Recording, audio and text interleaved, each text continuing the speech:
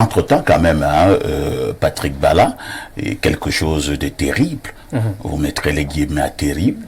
C'est passé en Arabie Saoudite, dans la nuit du 8 au 9, où notre grand champion a été cueilli tel une mangue mûre par l'intrépide et l'impardonnable Joshua.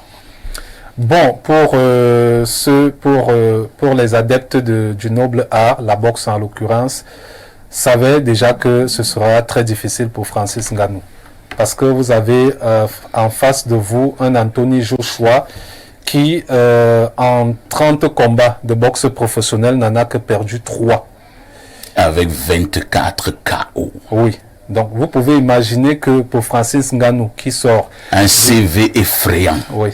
Qui sort du mix martial arts, qu'on appelle généralement MMA, qui se retrouve pour une deuxième fois sur un ring de boxe pour combattre après le combat contre Tyson Fury, ne pouvait pas avoir les rudiments nécessaires pour aller justement défier un tel boxeur. C'est-à-dire que c'est Anthony Joshua, c'est comme si vous allez... c'est après le match que vous dites ça. C'est comme si vous prenez Blériot pour aller affronter Tyson. Mike Tyson. Quand même, il y a un débat qui est né, que ce soit sur les réseaux sociaux ou ailleurs, sur ce combat. Beaucoup qui estiment que finalement, Ngannou se moque de nous. Ngannou a opté maintenant pour travailler de l'argent, que c'était un combat arrangé, que c'est trop facile ce qui s'est passé au deuxième round. On pouvait tout fouetter Ngannou, mais pas de cette manière. Et vous allez justement voir certains qui écrivent sur les réseaux sociaux, oui, Ngannou, lui, il a été tapé, mais il a engrangé soit 11 milliards, soit combien 13 milliards, 13 milliards, ainsi de suite. Alors, est-ce que cette thèse peut prospérer, la thèse de la vente de combat par Ngannou? Oui, je pense que c'est également à prendre très au sérieux, d'autant plus qu'il y a eu une sortie de Mike Tyson dans ce sens.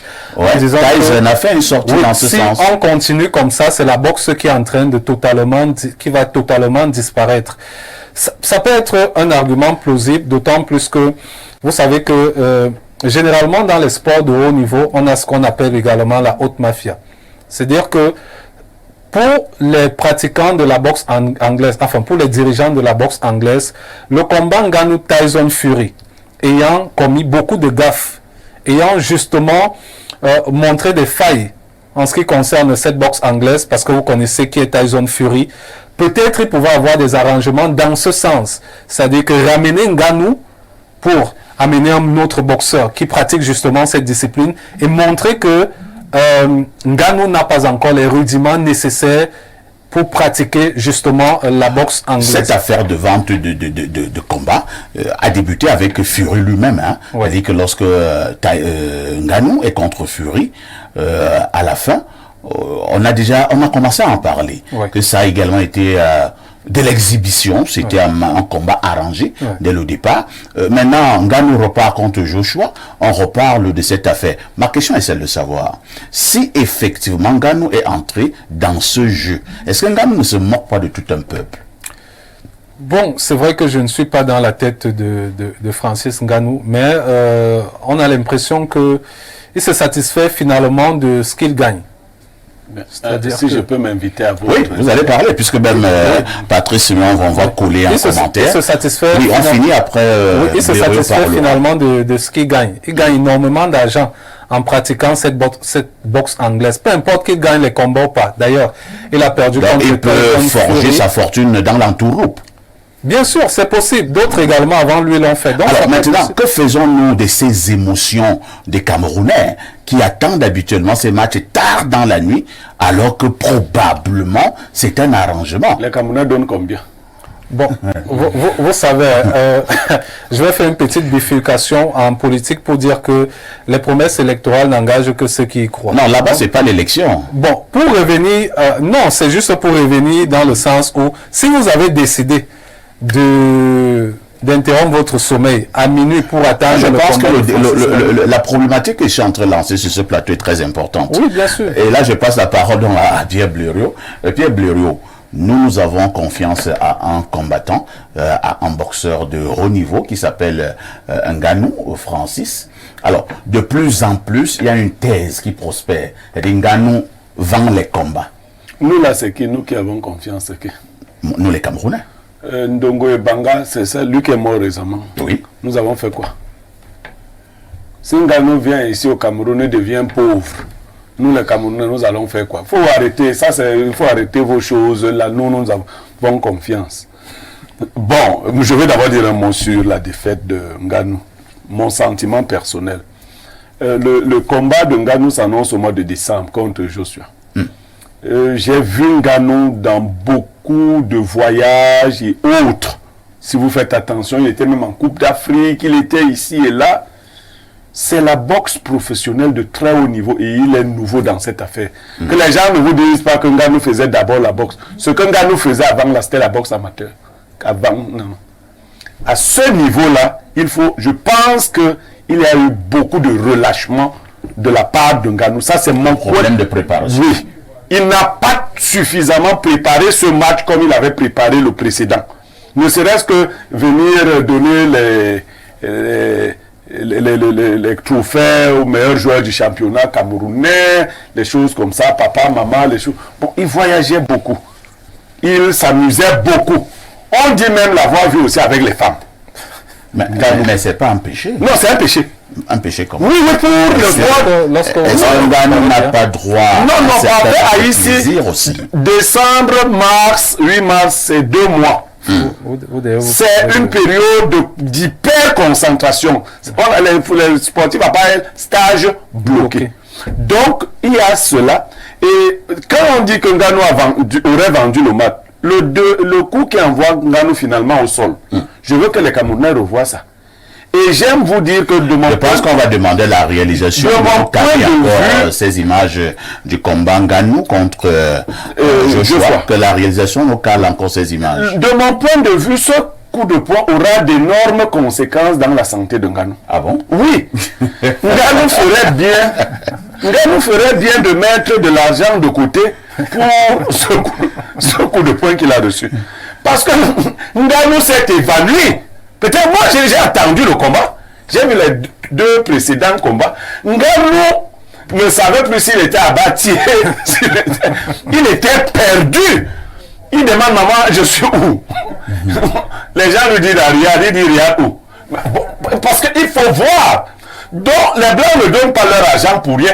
Ramenez les yeux de Ngannou. Ils vont vous montrer justement la partie. Je pense que c'est après qu'il se soit... ça c'est bon, ça c'est rien. Non, voilà, c'est exactement ce. Voilà. Ngannou est fini. Ngannou est totalement abasourdi. Ngannou est obnubilé. Ngannou ne sait plus où il se trouve. Et ça a touché les neurones. Ouais. Le truc, c'est... Ouais. Et il faut avoir vu les autres combats de Joshua. Parce que j'aime vous dire que Joshua a fait ça à Tyson Fury. Ce qu'il a fait à Ngannou. Il a fait ça à beaucoup d'autres. Tyson Fury a dormi pendant quelques minutes au sol. le même type. Donc voilà. Il faut agrandir les yeux de Ngannou et la bouche. C'est comme si la langue de Ngannou voulait sortir. Donc, je préfère que Ngannou garde beaucoup de cet argent qu'il gagne. Parce que c'est ça qui a fait que des gens comme Cassius Clay aient des maladies bizarres à la fin. C'est un argent qui est beaucoup, mais qui peut vous déstabiliser pour la vie.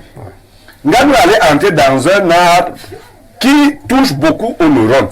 Les boxeurs finissent mal. Donc moi, je ne pense pas, honnêtement, que Ngannou avait, comme tu as dit, les rudiments pour ce match.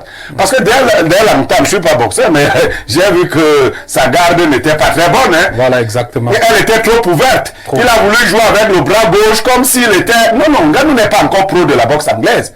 Et si vous voyez l'assurance de Joshua, c'est qu'il a vite compris que non, le type, il est léger. Non, ce qu'il fait là, il va prendre. La chance avec Tyson Fury, c'est que les coups de Tyson Fury ne sont pas aussi lourds que ceux de Joshua. Donc Ngannou a pris plus. Si vous revoyez le match, Ngannou a pris en plein visage plusieurs coups de Tyson Fury, mais qui n'était pas capable de l'envoyer directement au sol. Le deuxième coup qu'il a pris là, il y aura de longues et lourdes conséquences. Très bien. On va passer la parole à Patrice Siméon Mvoma. Patrice Siméon Mvoma, je présume que vous avez regardé ce combat en direct, et même si ce n'était pas le cas, vous l'avez peut-être regardé en différé. Première chose, est-ce que, pour parler de manière claire, Ngannou avait le niveau contre monsieur Anthony Joshua? Je n'ai regardé ni le premier match, ni son premier combat, ni le deuxième. Et pourquoi? Je ne suis pas très émotif dans un certain nombre de choses. Il y a tellement de choses qui ne me disent pas beaucoup de choses. Pourquoi en fait? Le premier combat de Ngannou, contre Fury. Le premier combat de Ngannou, il a gagné. Le deuxième, il devait se coucher. C'était ça le principe. Pourquoi? Ah bon? Parce que le premier combat, Ngannou est venu déstructurer tout un sport qui existe depuis des années. C'est-à-dire partir d'un sport où donner des coups de poing et ne pas accepter véritablement. Donc il y a une façon de donner qui n'est pas forcément comme à la boxe anglaise. Alors le premier combat était un combat où il s'est préparé physiquement pendant des années, pendant des mois, psychologiquement. C'est-à-dire que tout en Ngannou préparait Ngannou à un combat qui devait être le combat de sa vie. Alors il est allé au combat, ils ont cravaché jusqu'au 9e round. Il faut dire qu'il avait pour coach Mark Tyson. Voilà, jusqu'au 9e round. Et au 9e round, c'est par le point. C'est-à-dire que c'est un juge qui a dit que non, c'est Ngannou au dernier point là. Mais quand on regardait le visage de Fury et le nombre de fois qu'il est tombé, vous vous rendez compte que s'il y a depuis qu'on devait parler de chaos. Mais maintenant, Ngannou était tellement bien préparé qu'on a essayé de voir s'il pouvait justement passer ces lacunes dont vous avez parlé. Mais il n'y avait pas de lacunes. Il s'est tellement bien préparé pour ce combat de sa vie qu'à la fin, c'est un combat qui ne va pas ramener beaucoup d'argent. Alors, il fallait remettre les points sur les i sur un sport, comme il a dit, le grand art, le noble art, autant pour moi. Donc, le noble art, il fallait redéfinir les choses. Parce qu'on a vu Mohamed Ali, on a vu Mike Tyson, on a vu Olifi. Toutes ces personnes, c'était des boxeurs qui boxaient depuis leur tendre enfance. Ouais. Mais là, on venait voir quelqu'un qui avait d'abord été chargeur de sable, est passé par le désert, est passé par le désert, arrivé en France. On lui dit même que bon, c'est que tu n'es pas très bon pour cet art-là, et puis changer de couloir, il commence à porter les faits, puis il se retrouve dans MMA, un combat où on mélange un peu tout, mais particulièrement, il se retrouve dans ce noble art, mais au sol, un monument, un géant, une icône de cette boxe-là. En combien de temps? C'est-à-dire qu'ils sont allés jusqu'à l'épuisement. Et c'est même une honte d'avoir dit à Fury qu'il a gagné. Et il a eu mal. Alors il fallait redéfinir les choses. Qui de mieux, qui de bon, pour permettre à ce que Joshua qui arrive, parce qu'on sait en réalité, il faut d'abord savoir que c'est plus de 10 kilos. Et on ne parle pas de 10 kilos ici de graisse, mais 10 kilos de chair, 10 kilos de muscles. Parce que Ngannou, quand on vous dit 10 kilos, c'est l'un des points les plus puissants de la planète. Ça signifie que quand Ngannou te donne un coup de poing, c'est une décharge de moins comme semblable à une voiture qui vient de te cogner. Et on vous dit donc justement, que Ngannou... C'est pareil pour Joshua. Je vais faire la... Non, je vais juste montrer... Il faut que tu dises au Camerounais que c'est la voiture qui a couru Ngannou. Non, là-bas, c'était le camion. Donc, en fait, ce que moi, je lis ici, c'est Ngannou devait se coucher pour permettre à ce que les champions de boxe qui font cet art-là depuis la base puissent retrouver le sommet. Et on a redéfini les cartes. On lui a dit, toi, les premiers ronds là, tu te couches. Et vous verrez donc justement la lecture qu'a eu le grand frère Niemek en précisant qu'il a fait beaucoup de déplacements. Ouais. Toutes choses qui montraient en réalité qu'il savait. Pas très concentré. Non, il savait ce qui allait se passer. Et quand vous regardez même les attitudes de Joshua, j'ai regardé quelques extraits, c'est-à-dire que quelque chose de 15 secondes, 30 secondes, et en regardant les deux personnes, les esprits des deux personnes, il y a quelque chose qui s'est passé avec la santé de Ngannou. Et vous verrez qu'on va vous donner un certain nombre de choses sur les textes et tous les tests qu'on a fait sur lui. Il n'était pas en bon point. Deuxième chose, pourquoi ils mettent une couleur rose Pour un homme qui met une couleur rose, il y a beaucoup de questions. Il va vous amener sur quel terrain là. Non, moi ça m'intéresse. Effectivement, ça, je n'avais pas prêté attention. Tu sais, on croit souvent que quand les gens font les sports de lutte là, ils peuvent pas se retrouver dans les choses bizarres. Pourquoi il était même en rose? Je ne sais pas. Je voulais préciser aussi que vous avez justement vu Oui, il était là comme une demoiselle. avec justement, on a l'impression qu'il y avait les trucs qui s'envolaient là. Qu'est-ce qu'il faisait comme ça? La première chose que je veux savoir, c'est que les gens qui dansent sur le bikuti, on appelle ça les bouilles. Ce sont les gens qui ont les trucs pour danser. Et puis maintenant, moi, je vous dis bien que j'ai pas regardé j'ai regardé quelques éléments sur l'extrait et j'ai eu ce que j'avais dans les informations nécessaires. Qu'est-ce qu'un sportif de haut niveau comme Ngannou, qui a plutôt une posture d'homme, se retrouve avec un short rose, ça fait quoi là? Avec des trucs comme si c'était un danseur de trucs de gens qui dansent les reins là. Et puis maintenant, autre chose, c'est qu'est-ce que vous êtes véritablement sûr? Une jupette Est-ce que vous êtes véritablement sûr? Est-ce que vous êtes véritablement sûr? Évasée. Vous avez justement Joshua qui lui Joshua, lui, a une vraie culotte. Oui, il représente. Et autre chose maintenant, est-ce que vous avez vu quoi ça vraiment? Est-ce que vous avez vu? Est-ce que vous avez vu? C'était de la communication. Là, la communication, oui, c'est de la communication, c'est pour autre chose. Ce sont de la communication à la fois. Il y a une communication visuelle au niveau des couleurs, il y a de la communication. Alors, est-ce qu'on voulait faire comprendre que au-delà de ces combats de boxe, Monsieur Ngannou est également déjà dans bon nombre de réseaux et devient un tout petit peu comme un ambassadeur de ces réseaux-là. Et on savait très bien que le combat devait être extrêmement regardé à travers le monde entier. Ngannou vient passer un message. La couleur choisie, c'est-à-dire que cette culotte, maintenant la couture de cette culotte, Ngannou soutient un réseau? Pas soutient un réseau. Ngannou, c'est quelqu'un, on comprend qu'il est venu dans ce couloir-là pour se faire de l'argent. Alors on lui dit, pour te faire telle culotte porte, ça va te permettre d'avoir telle chose, bon, tu peux pas. On lui impose des choses. Et regardez bien l'attitude de Joshua, vous ne verrez à aucun moment jubiler ou montrer quelque chose. Or, c'est quelqu'un qui a terrassé Fury.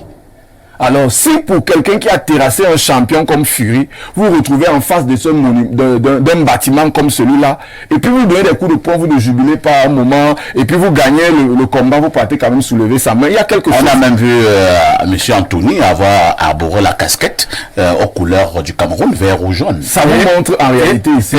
Justement, il fait savoir que la fondation de Francis Ngannou, il va sur ce combat, ce qu'il a remporté, il va enlever une partie pour financer la fondation de Francis Ngannou. Pour revenir sur les propos, justement, ça veut dire qu'il y a beaucoup de choses à l'intérieur que nous ne maîtrisons véritablement. Et je termine simplement en disant ici, je termine en disant simplement ici que vous verrez bien que Ngannou et Joshua seront désormais très amis.